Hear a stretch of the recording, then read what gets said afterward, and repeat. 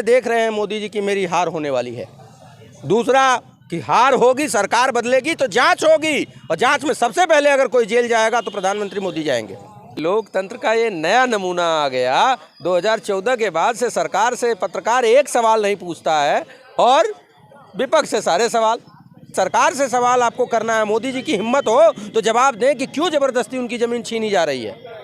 ज़बरदस्ती जो ज़मीन छीनी जा रही है वो किसानों के मूल अधिकारों पे अत्याचार कर रही है मोदी सरकार। मोदी जी लगातार कह रहे हैं कि भाजपा की जो सरकार है 400 सीटें पर चुनाव जीतेगी, मतलब आप 400 सीट हारने वाले हैं। नमस्कार, मैं मनीष कुमार, आप देख रहे हैं एक खबर भारत। अभी हमारी मौजूदगी मुख्यालय पर आप तस्वीरों में साफ तौर से देख पा रहे होंगे। कांग्रेस प्रवक्ता वैभव त्रिपाठी जी हमारे साथ जुड़ चुके हैं। जिस तरह से राहुल गांधी ने बनारस में अपना न्याय यात्रा लाया था, क्या वह न्याय यात्रा 2024 के लोकसभा चुनाव बदलेगी या मोदी जी 24 में तीसरी बार प्रधानमंत्री बनने वाले हैं?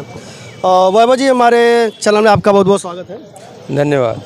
ये बताइए कि आज प्रधानमंत्री का आगमन है और माना जा रहा है कि यहीं से 2024 का जीत का परचम यहीं से लहराने वाले हैं। किस पे क्या करना चाहिए? देखिए, ऐसा है कि प्रधानमंत्री जी का ये संसदीय क्षेत्र है, वो हमारे सांसद हैं, देश के प्रधानमंत्री हैं, तो उनका एक सामान्य नागरिक के नाते तो लोग स्वागत कर रहे हैं, लेकिन वो अपेक्षा भी कर रहे हैं कि जो उनके पार्टी के पदाधिकारी BHU IIT जो IIT रेपुटेड था उसमें गैंग रेप करते हैं, उस पर 2 शब्द बोलेंगे।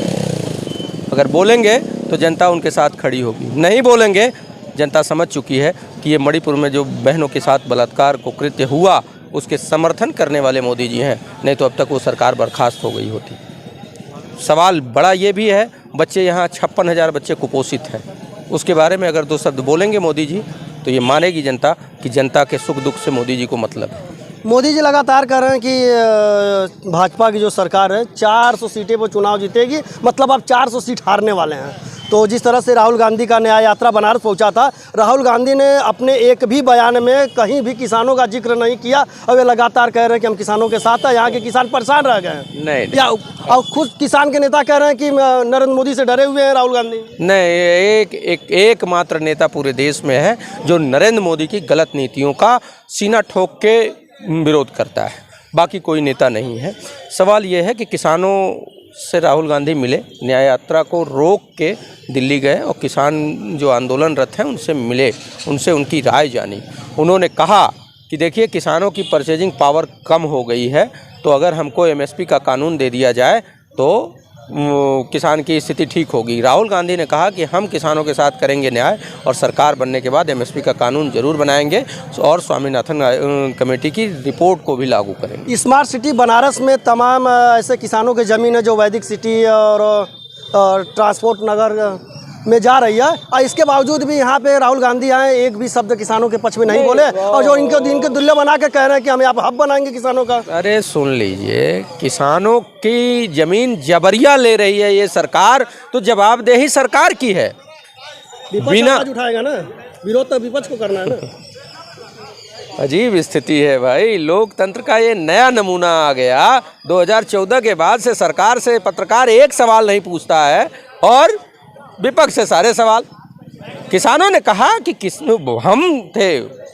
भूमि अधिग्रहण कानून हमने पास कराया, यही BJP विरोध करती थी, और उस कानून का फ़ायदा मिला लोगों को। जब उनकी ज़मीन गई तो पैसा मिला। अब जबरिया ज़मीन जो ले रहे हैं, तो ये सरकार से सवाल आपको करना है, मोदी जी की हिम्मत हो तो जवाब दें कि क्यों ज़बरदस्ती उनकी ज़मीन छीनी जा रही है। ज़बरदस्ती जो ज़मीन छीनी जा रही है वो किसानों के मूल अधिकारों पे अत्याचार कर रही है मोदी सरकार। जवाबदेही इस सरकार की है, विपक्ष नहीं छीन रहा है। विपक्ष उस बात को लेके खड़ा है कि किसानों की हर लड़ाई में हम उनके साथ खड़े हैं। 2 करोड़ रोजगार की बात करते थे मोदी जी, 10 साल हो गया, एक भी रोजगार नहीं दिया। बोलने की हिम्मत नहीं है मोदी जी को। महिलाओं पर अत्याचार की बात करते थे मोदी जी, उनके अपने विधायक सांसद बलात्कार में जा रहे हैं। उनकी एक सरकार है डबल इंजन की, मणिपुर 10 महीने से चल रही है। मणिपुर, वहाँ महिलाओं को नंगा परेड कराया जाता है। इस पे सवाल पत्रकार उनसे ना करके विपक्ष बताएगा। इतना समस्या है, बेरोजगारी है, आपने बताया कि मणिपुर के तमाम मामले हैं, इसके बावजूद भी युवा राहुल गांधी से और अखिलेश यादव से क्यों नहीं जुड़ पा रहे हैं? नहीं, आपको लग रहा है आप शायद अपने आँख का इलाज कराओ। अच्छा। राहुल गांधी से युवा मिलने गए, अखिलेश से मिल रहे हैं, इंडिया गठबंधन से युवाओं को बहुत उम्मीद है, तेजस्वी यादव से युवा मिल रहे हैं, और हमने तो करके दिखाया है। हमारी जो सरकार थी बिहार में तेजस्वी के साथ जब नीतीश थे, तो हमने 2.5 लाख लोगों को रोजगार दिलाया, और यही नीतीश मना कर रहे थे कि हमारे पास पैसा नहीं है। लेकिन हमारा जो संकल्प था कि युवाओं को रोजगार देंगे, तो 2.5 लाख लोगों को सरकारी नौकरियां दे दी। मोदी जी ने एक नहीं दी है। सेंट्रल गवर्नमेंट में लगभग 30 लाख पद खाली हैं, मोदी जी एक वैकेंसी नहीं निकालते हैं। सवाल बड़ा ये है कि सरकारी जो पद हैं उसको ख़त्म कर रही है। 2018 में अरुण जेटली जी ने कहा कि हम 8 लाख पद रद्द कर रहे हैं, जिस पर 3 सालों से भर्ती नहीं हुई। क्यों नहीं हुई? 2014 से आपकी सरकार थी और 4 सालों में आपने कुछ नहीं भर्ती किया, इस वजह से वो पद खाली थे, और उसको आप रद्द कर रहे हैं बजाय उसको भरने के। बड़ा सवाल ये है कि युवाओं को नौकरी नहीं मिल रही है। किसान अपने बच्चे को पैसे खून पसीने की कमाई लगा के पढ़ाता है, और उसको जब नौकरी देने की बात आ रही है, ऐसी नक्कारी सरकार आ जाती है जो कि वैकेंसी निकालती नहीं है। जब निकालती है तो उसकी फीस बढ़ा देती है, और फीस बढ़ाने के बाद जब वो एग्ज़ाम होता है तो उसका पेपर लीक करा देती है। गरीब का आदमी बच्चा जाएगा कहाँ? लेकिन सवाल क्या है कि पत्रकार सरकार से एक सवाल नहीं पूछ सकते हैं। नरेंद्र मोदी जी की हिम्मत नहीं हुई 10 साल में एक प्रेस कॉन्फ्रेंस करने की। क्यों? क्योंकि वो जनता और ईमानदार पत्रकारों के सवालों के जवाब से भागते हैं। जवाबदेही से भाग रही है ये सरकार। इसीलिए ये जनता कह रही है कि वोटों के बिखराव से बनी हुई ये सरकार, इसको हम बदलेंगे। और आप जनता ने कहा, जनता की भावना के अनुरूप जो गठबंधन बना इंडिया, वो कह रहा है कि एनडीए के सामने एक इंडिया का अगर कैंडिडेट होगा तो हम एकजुट होकर बिखराव को रोकेंगे और इस सरकार को सत्ता से बेदखल करेंगे। और मैं आपको आज ही बता देता हूं, मोदी जी आज आ रहे हैं। आज की डेट याद रखिए, मोदी जी 400 पार नहीं, मोदी जी की होगी 400 पे हार। 100-150 से ऊपर भाजपा और एनडीए की सीट नहीं आएगी।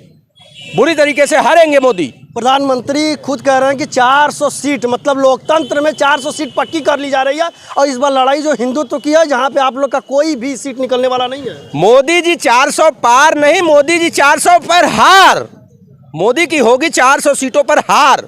ये बात कहना है, उनको उलट गए हैं, उनका दिमाग कुछ अलग हो गया है। उनको पता नहीं है कि महंगाई चरम पे है, बेरोजगारी। इन्होंने कहा था महंगाई बहुत हुई, महंगाई की मार। जनता ने सोचा कि 70 का पेट्रोल 35 में हो जाएगा। जनता ने सोचा कि 400 का सिलेंडर 200 का हो जाएगा। जनता ने सोचा कि बिजली का बिल 2 रुपये यूनिट हो जाएगा 4 रुपये से। हुआ क्या? 400 का सिलेंडर 1200 पहुंच जाता है, 70 का पेट्रोल 100 हो जाता है, बिजली का बिल 8 रुपये यूनिट हो जाता है। गरीबों का खून चूस रही है सरकार। फिर भी सरकार बन जा रही है? नहीं, बिल्कुल नहीं बनेगी। इस बार वोटों का बिखराव नहीं होगा और ये सत्ता से सरकार बाहर हो रही है। मोदी जी को इसी 2 बात का कष्ट है और डर लग रहा है, जो बेचैन है वो इसीलिए तो एक सत्ता सामने देख रहे हैं मोदी जी की मेरी हार होने वाली है। दूसरा कि हार होगी, सरकार बदलेगी तो जांच होगी, और जांच में सबसे पहले अगर कोई जेल जाएगा तो प्रधानमंत्री मोदी जाएंगे। अभी देखिए, इस वक्त हमारे साथ वैभव त्रिपाठी जी मौजूद हैं। जिस तरह से आज प्रधानमंत्री का आगमन है, उसी तरह बता रहे हैं कि राहुल गांधी जो है कि पूरे देश में इस बार सरकार बनाने वाले हैं। अब 400 सीटों से राहुल गांधी खुद सरकार बनाएंगे। देखना दिलचस्प होगा क्या 2024 का यह चुनाव कांग्रेस के लिए किस तरह से मोड़ लाती है। मिलते हैं अगले खबर साथ, तब तक के लिए नमस्कार, धन्यवाद।